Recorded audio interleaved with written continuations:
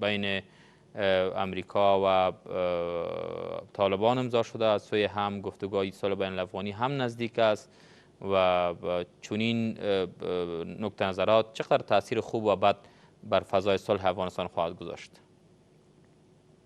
السلام علیکم تاسو ته اوریدونکو لیدونکو ته سهار مو بخیر. ګوره تاسو ته معلومه ده چې په دې 18 یا 20 کلو کې او خصوصا 2014 نه د امریکا رئیس جمهور باراک اوباما او تر دا دمه د ټرمپ د مختلفو حالاتو کې مختلف نظرونه وړاندې کوي چې دوی هدف دا دی چې دلته په افغانستان کې خلک په تشویش کې شي. او تاسو ته معلومه ده 2014 کې امریکایان وتل د افغانستان نه 100,000 تنو، نو دې په خاطر هم د میډیا او دغه تشویشونه او اذهان خرابول. د دې نه وروسته بیا خلیلزاد یو کتاب ولیکلو، په هغه کې مختلف خبرې وکړلې او مختلف نظریات پیش کړل. اوس دغه نوې چې د رئیس جمهور ټرمپ مشاورو دم یو کتاب ولیکلو، په هغه کې بعضی خبرې ولیکلې او په داسې حالاتو کې لکه تاسو چې ویلې چې دلته د صلح خبرې کیږي، مذاکرات دي او بین الافغاني مذاکرات باید شروع شي او ان شاء الله شروع بشي.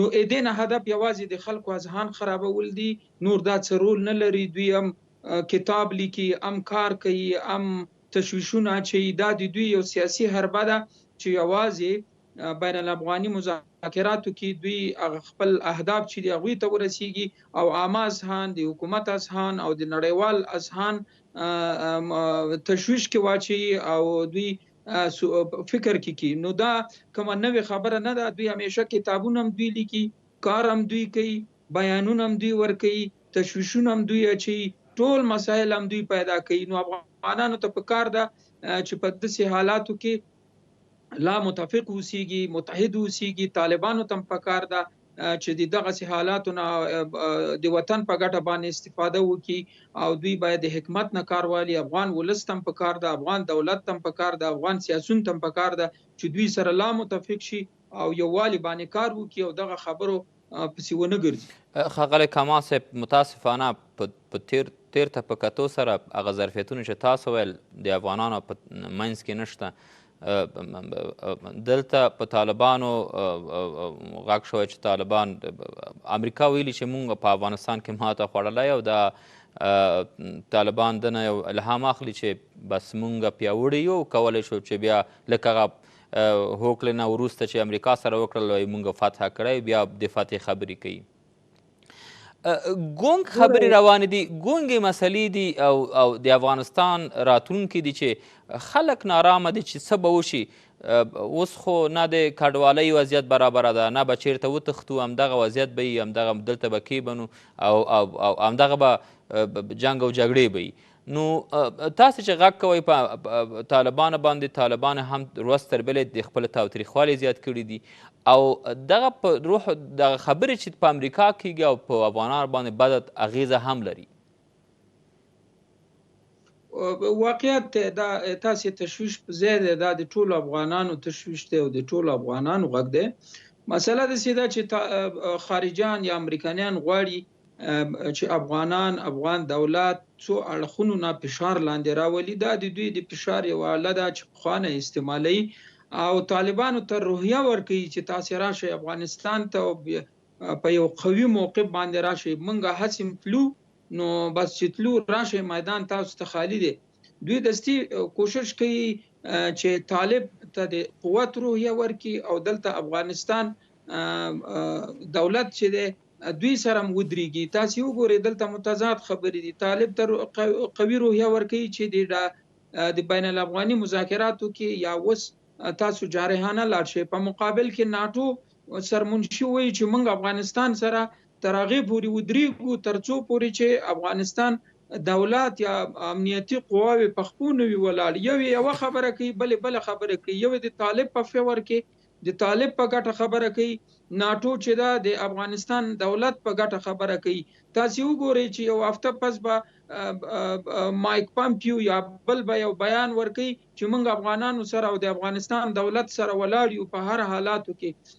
نو دغه هغه خبرې دي چې دواړه اړخونه که موږ ووایو چې هم طالب او هم افغان دولت ته روحیه ورکوي چې دوی د مذاکراتو په میز باندې جارحانه لاړ شي، تیز لاړ شي، خو دوی بیا وروسته هغه خپلې ګټې پکې دوی سره تصادم سره ټکر د طالب او افغان دولت تصادم په بین الافغاني مذاکراتو کې رامنځته شي، خلا رامنځته شي، بیا دوی د هغه خلا نه استفاده وکړي، ګټه وکړي. نو دوی دغه کوي. نو ما مخکې ذکر وکړو چې دوی باید دغه بیانونه او دغه هغه ته متوجه اوسیږي. یوه خبره. دویمه دا واقعیت ته د خلکو تشویش ته، خلک مشکل کې دي، خلک کاروبارونه دي، دلته کورونه دي، بچیان دي. موږ بیا د هجرت کوم ځای په پلان کې نه لرو، نو بیا هغسې کولی شو.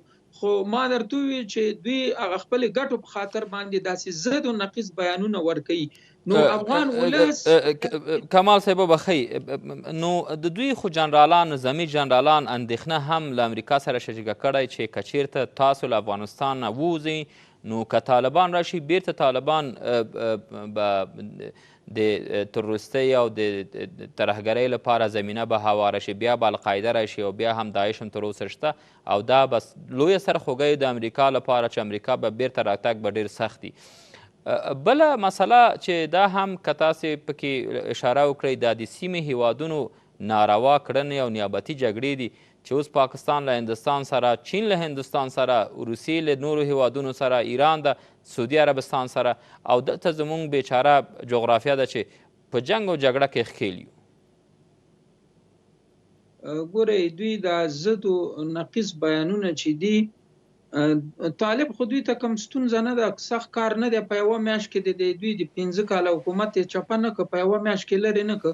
که طالب بیا القاعده یا نورو ډلو سره اړیکې نیسي دوی په خوله باندې، نو دا خو دوی ته د طالب حکومت چپه کول خو څه مشکل کار نه دی امریکې ته.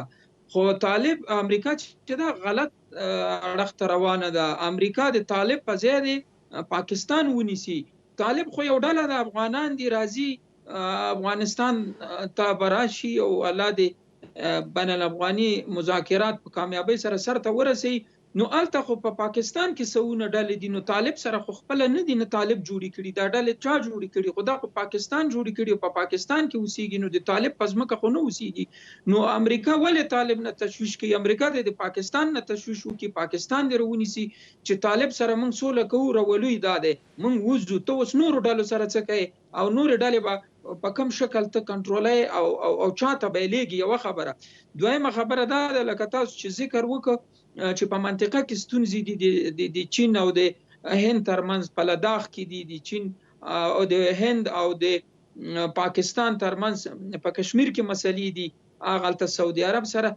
نو دا مسالې شته، د دې کې هیڅ شک نشته. په منطقه کې هر بدامني او پیښې د افغانستان په سوله باندې مستقیما اغیزې کوي، او دلته هغه د ملکونو د افغانستان په خاطر باندې یا د افغانستان لپاره چې کوم یووالی موجود وي، هغه یووالی د منځه ځي. د چین، د هند، د پاکستان، د سعودي یووالی د بین الافغاني مذاکراتو کې، او دا ډیر اړین دی. او که دوی چیرته په خپلو مشکلاتو کې گیر شي یا خپلو کې سره په جنگ شي یا د دوی خپل خطې نا امن شي، نو بیا دلته توجه کمیږي.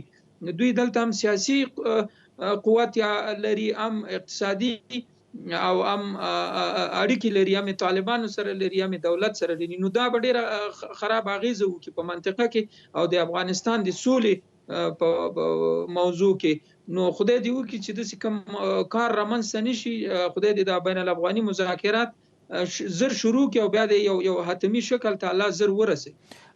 یو روزانه یو سرک د سولې لپاره رامنځته شوی ښاغلی کمال صاحب چې باید دا مدیریت شي. دلته څه په کار ده؟ زه غواړم ستاسو نظر هم اخلم چې په کور دننه کې زموږ مشران باید څه وکړي. تاسې په سر کې وویل چې ټول مشران باید توافق وکړي او بل سره خبرې وکړي. نو له کوم ځای نه باید شروع شي؟ ولسمشر غني، ډاکټر عبدالله، نور لکه حکمتیار صاحب، لکه سیاب صاحب، دغه نور مشران چې په افغانستان کې دي، دوی باید د خپل د راتلونکي د افغانستان راتلونکي لپاره څه کارونه باید ورودانګي او هغې لپاره کار وکړي؟ ښې ټکي ته مې اشاره وکړه حضرت صاحب. ګورئ، دستي دا پروسه چې دا خلیلزاد مدیریت کوي او پاکستان مدیریت کوي، د دې په منځ کې چې د جنجال د طالب ترمنځ دی چې هیڅ مدیریت هغه کې نه ده او افغان دولت ته چې دوی هغسې چې دوی ته اړین او افغان ولس تعداد 15 اړخونه دي تقریبا. نو د مدیریت په هغه باندې خو پاکستان او خلیلزاد مخې ته وړي، خو په داخل کې د دوی یووالی ډیر مهم دی. د افغانستان دولت او د افغانستان سیاسونو ترمنځ زه نه پوهېږم چې دا به رښتیا وي یا میډیا کې به وي چې بله ورځ وایي چې ډاکټر صاحب عبدالله وایي چې موقت حکومت ته باید زمینه سازي وکړو. نو دغسې خبرې چې دي دا خپله هغه سوله چې د نورو پکې ګټي هغوی ته یو خالیګاه پیدا کېږي او هغوی ته استفاده پورته کوي، هم طالب هم پاکستان. نو دغسې خبرو او دغسې اذهانو نه باید صرف نظر شي. نو دا خبره خو عمران خان 2 کاله مخکې کوله، 1 کال مخکې کوله د انتخاباتو نه چې باید موقت حکومت جوړ شي. نو ولې پردۍ خبرې دلته تکرار شي؟ که رښتیا ویلي او کړي نو دا ډیره غلط خبره ده په دې وخت کې، او داسې خبرې نه دي پکار. نو موږ دلته مشران لرو، واقعیت دی کرزی صاحب دی او حکمتیار دی، عبدالله دی، اشرف غني دی، نور دی دا لرو. ګوره دوی باید چې د تیر نه درس والی، دا ټول د انقلاب 40 کاله انقلاب هغه سرلښکرې پاتې شوي دي، د جنګ سرلښکرې پاتې شوي دي. دوی باید هغه زړو تجربو تکرار نه کړي، دوی باید خپلو کې سره کینی بیخي یو موټی شي. دولت لالچ دی نه کوي چې ماته چوکۍ راکړه، ماته را نه کړله، د ملت غم دی وکړي. دا 40 کاله ګوره دوی تجربه شوې ده، د دوی نه ښه تجربه غټه تجربه هیڅوک نه لري، د پاکستان هغه سیاسون نه لري چې لکه دوی چې لري. نو د دوی یووالی ډیر مهم دی او د یووالي او هماهنګۍ او د په سوله کې د یو غږ باید دوی پورته کړي چې موږ سوله راولو، طالب سره موږ په شریکه کینو، ټول کینو. دا ډیر اړین دی او طالب هم باید چې دې ټکي ته پام وکړي چې د افغانستان مشرانو احترام وکړي، عزت وکړي او د دې خبرو ته کینی او غوږ ورته ونیسي او هغه خپل چې دوی کومې غوښتنې دي د دوی په د میز په سر باندې سره مطرح کړي. دا ډیر اړین دی.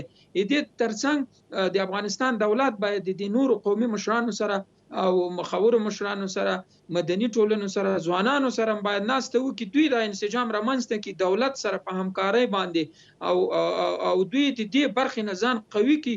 نو بیا به دوی ښه وکړلی شي چې د بین الافغاني مذاکراتو په میز باندې دوی هغه نفوذ به پیاوړی، هم به ولسي نفوذ لري، هم به دولتي نفوذ لري، هم به افغاني نفوذ لري، مشرانو نفوذ. نو دوی به بیا خپل خبرې ډیر ښه مخې ته بوزي.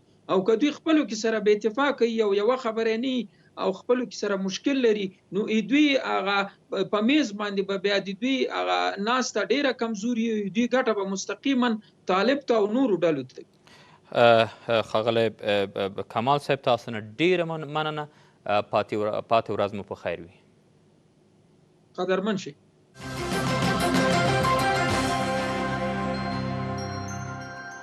در حالی که در 2 هفته گذشته